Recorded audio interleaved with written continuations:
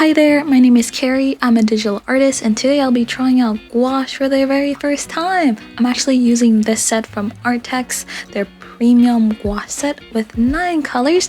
They sent these to me for free to review. This video is not sponsored, all opinions are my own, and I must admit that I did not know what gouache was when they emailed me, so I had to Google it. And it's really interesting. Gouache looks like a happy medium between acrylic paint and watercolors, meaning that it's as vibrant as acrylic, but you still have the flexibility that watercolor has and with transparency, and that seems really cool. So here's everything that comes in the packaging.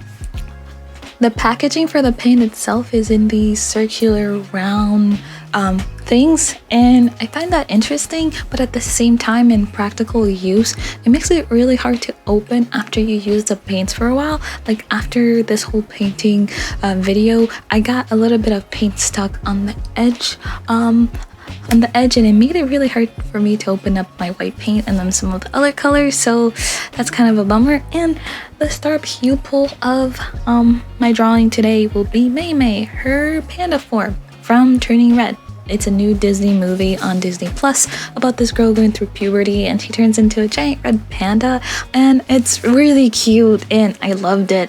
And so we're drawing her today. I'm using my regular mechanical pencils. I normally sketch in colored leads of red or blue, and then I go over it with the regular black mechanical pencil, and I'm gonna be inking this. I don't think that was a good idea. Normally when I do watercolors, I ink, but again, I'm mostly a digital artist, so I don't think inking is a good idea when you're painting, because I did end up smearing a little bit of the line art onto the paint, which was a bummer. Normally with watercolors, it ruins the whole thing, but good thing this is gouache, meaning I can paint over it. Even though I can fix up my mistake and paint over it, I still felt that inking was a waste of time, especially since the colors get really bold and vibrant, and since I'm using the brush, I could get more variety of thickness. Oh man, you guys will see towards the end. And I made sure not to speed up the whole process of this so that you guys can see a little bit of each motion in real time. I decided to only use 4 colors for this, not the whole gouache set, just because my subject matter doesn't need all the colors in the color palette. So now I'm going to be mixing a little bit of the colors into my little palette that I got from Dollar Tree. It came with like 6, which was awesome since I was mixing a variety of different shades of red and orange and brown, and I had my water slightly off to the side so that I could clean up my brushes. I did use like 4 brushes, but then I did have to switch them up a little bit. And the thing about this gouache set is that it does dry pretty quickly, not as fast as acrylic that I'm used to. I only tried acrylic like once or twice, but this does dry pretty quickly. And one thing that I did notice is that when it dries, it is a little bit darker depending on the color. And towards the end up here, I did use a little bit of water. At first, I just used strictly the paint, and when I mixed it with a little bit of water, it became a lot lighter and a little bit more opaque. And so that's why you guys can see at the top of the panda's head, it's a little bit lighter orange compared to the body when I started it with. And now I'm adding in some of the shading colors.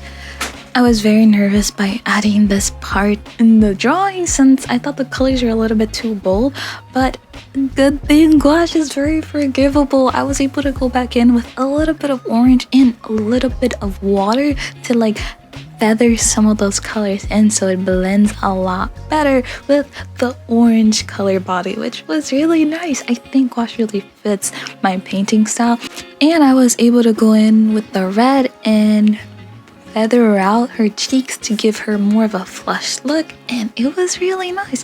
Normally I can't really do that feather out effect with paint. I really struggle to, but it was able to blend really nicely by just adding a little bit of water. And I think the best way to work with gouache is with these water brush. I don't know the exact name of them. I got them on Amazon, so I'll link them down below, but basically the ones that hold a little bit of water because you can just squeeze just the right amount just to blend really nicely. And this is what I'm talking about, guys. Like, I just put like a thick amount of paint at the bottom and I'm able to feather it out with a little bit of water to give it more of a 3D-ish look, and that makes me so happy because normally I cannot do that with traditional art. Like, I really struggle to, especially with a lot of mediums, and I'm so happy I was able to do that with it. I was able to replicate my digital art style on paper, and it feels really cool. And another thing that I noticed about gouache is that when you add water to a previous paint layer, it actually reactivates that layer. So that means that when you add in another paint on top of it, you can blend with it. It's really nice. So you can, oh man, so this is the drawing so far, but I decided to go back in and add in more details just because I could. And also another forgiving part of gouache is that, especially if you're using white paint, you can fix your mistakes. Like, there was so many times where I went outside of my lines and it looked messy, so I just went in with a little bit of a white paint to cover that up. And another thing that I did do with the white paints is I wanted to add a reflective layer showing reflective light. Normally I do that with blue in digital arts, but the blue that I had, I didn't know how to mix it to make it look like the blue that I'm normally used to when I'm painting digitally. So I ended up using white and I desaturated a little bit by using lots of water, and I think that ended up working out just as well. And that's because that with gouache you can reactivate the previous paint layer, making it like you can do a lot of really cool things with it. And I was able to go back in and add in a lighter color of the orange on the body. So here's some close-up of the finished drawing. I love the texture when everything dried. So I hope you guys enjoy this, and I'll catch you guys in my next one. Bye!